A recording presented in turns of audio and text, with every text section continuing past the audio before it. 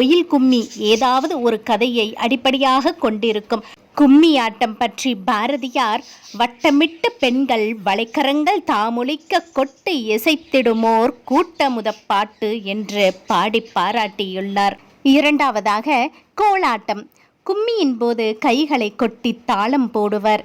அப்படி கைகளை கொட்டுவதற்கு பதில் இரு கைகளிலும் வண்ண கோல்களை பிடித்து அவற்றை தட்டி தட்டி தாளத்திற்கு ஏற்ற ஒலி எழுப்புவர்.